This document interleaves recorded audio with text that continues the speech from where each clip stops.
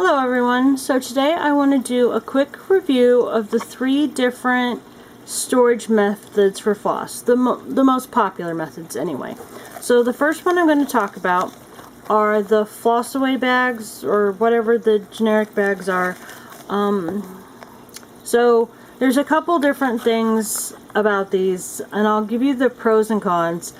So I really like the fact that you can put more than one skein of floss, such as, you know, here where I have several different skeins of floss in each bag, and that's really nice. Keeps a lot of your colors together if you have quite a bit of floss. Now you'll notice that these are in snack bags.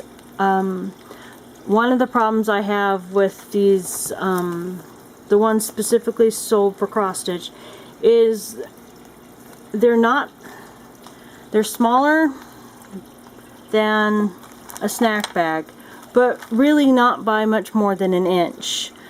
And snack bags are cheaper, so I personally use snack bags with an index card in them and the number of the color written on the top corner of the index card. You can wind and put them on bobbins. You can put the stitch bows from corner to corner. So the snack bags, if I was going to do the baggies, would be the way to go. They do fit nicely. The floss away bags fit very nicely in a shoebox, as you can see. The snack bags are a little bit of a tighter fit, but they do fit. My biggest problem is with the tangled mess that happens to the floss if there's no sort of bobbin or something used in the bags. I have spent the last day and a half going through some older floss that I had been given that was stored in these baggies, and there's, you know, anywhere from 1 skein in a baggie, which isn't too horrible, to, you know, multiple. This one probably has at least 2 skeins in here, and they're all tangled up and it's a mess. So this is my biggest problem with the bags, because without having a bobbin or something in here, the floss wound on something, it just becomes a tangled mess. And then every time you're trying to stitch, you're trying to get a piece of floss off this mess. And for me, that was a problem. I'm not liking that portion of the floss. Now, other people may have better ideas. This is just how I got this stack of floss, and this is what completely turned me off of the bags. Everything is very disorganized, and I don't like that. And the other problem for me is they put the numbers towards the top, but if you've got a bunch of bags sitting here, it's not going to be nearly as easy to flip through and see all the numbers. The bags don't stand up unless you put a card in here, and I know that's how Stitching May does hers, which is what led me to try the snack bags with the cards in them, and that's not too bad. But overall, my other problem is how much space this method takes. I ended up with 6 plastic shoe boxes, and probably needed another 2 to 3 more once I got everything done. I gave up. I got frustrated, and I said this method just isn't for me. 6 shoe boxes, and I needed more. That was just, I don't have any room to keep that much containment. So the other method is the plastic organizer and the bobbins. Now, the plastic organizers are about $2 a pop, so they're not very expensive. And the bobbins range in price. I would tell you to look online for your bobbins. The craft stores sell them. The cardboard ones are like $50 for $2 at most places, and the plastic ones are $28 for $2. And they can range from there. I think Hobby Lobby sells them cheaper. I think Hobby Lobby is $28 for $1. That was, I think, the cheapest place I saw. However, I could buy the plastic bobbins online on Amazon for $1,000 for $15. That was a much better deal when you do the math. You also have the cardboard and the plastic. So the cardboard is cheaper, but it falls apart and the tabs break, and it's really not my favorite.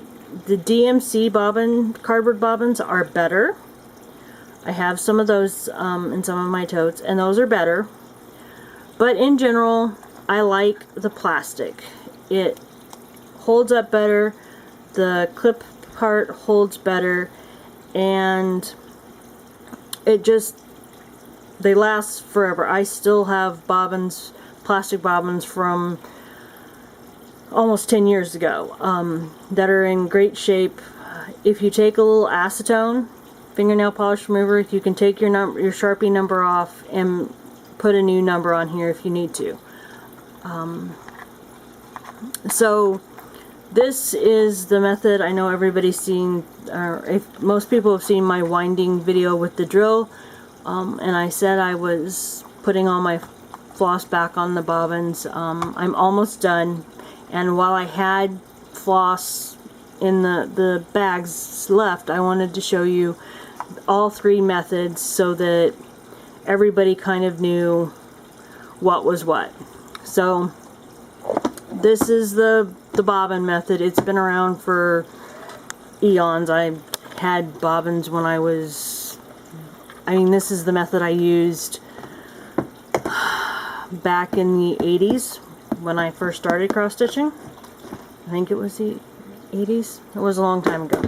The next method, let me grab a couple examples. Sorry for the swinging camera. Is the stitch bows. And the stitch bows go into these plastic sleeves, and then they go into binders. So my biggest problem with this method, it takes up less space than the plastic bags, the floss away bags. However, it is more expensive. I think you're paying $2 to $4 for a couple pages, and I think you're paying a few dollars and you get 10 of these bows in a package. Now I have a couple skeins of floss, and I'm going to show you, or attempt to show you, how this works. So you take your skein and you pull your tabs off,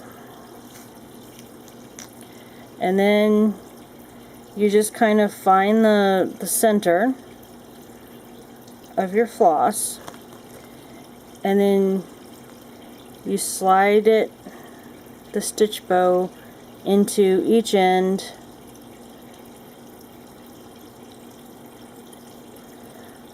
like so. And this is easier when you're not trying to do it on camera. And then you can either put the stickers on here, or the whole reason for this flap here is you take this and you stick that on there so that you can see what color. And then the premise is to then take it and slide it into one of the slots on the page so that you can see the number from the outside. My problem is you can't really use these because the floss covers the number, so that didn't work for me.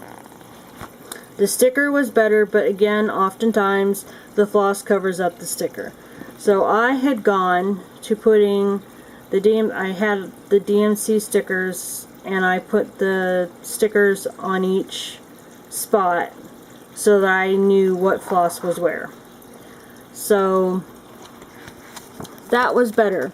But the problem got to be that you'd have all these full, and these hooks at the end catch on each other. They catch on the floss, so you'd be pulling out a color, you'd catch the other colors, and it was a mess.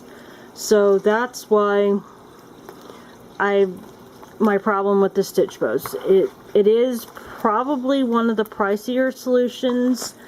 However, the beauty of it was that I could just flip through the pages and I could see all my colors, and they were in binders. So not only were they in the plastic sleeves, but then they were in a binder on a shelf, and it was kind of nice. And the problem was I had 3 binders, and then I had more floss than that. The other problem is it's much more difficult when you have, multiple of a color, which I have a lot of multiples. So the stitch bows were not very practical. If you just had a catalog of one of each color, it might not be a bad option. I really did enjoy it, and I used this method I pretty much switched this method as soon as it came out, and I'm just now going away from it. I loved the little mini holder that came. It had a 3-ring binder, it had many pages, you could slip your things in, but it really wasn't working for me. In the end, I could almost never get the little mini project holder closed when I was traveling. It wouldn't hold my pattern, it wouldn't hold my cross stitch, my hoop, and all my floss. So as much as I enjoyed the stitch bows, I've gone back to the bobbins. So that's just a really brief kind of description of each method. I think everybody should, kind of have an idea how the pros and cons of each method. I hope this will help some people make a decision so that you're not spending the money that I've spent on each of the different methods only to go back to the original bobbin method. This just has been the best for me so far. But like I said, I have liked different aspects of each method. It is personal preference completely, and I hope maybe this will give people who aren't sure which method they want to use the information that they need. If you have any questions, please leave me a message below and I'll try and answer it. So, thanks for watching. Bye.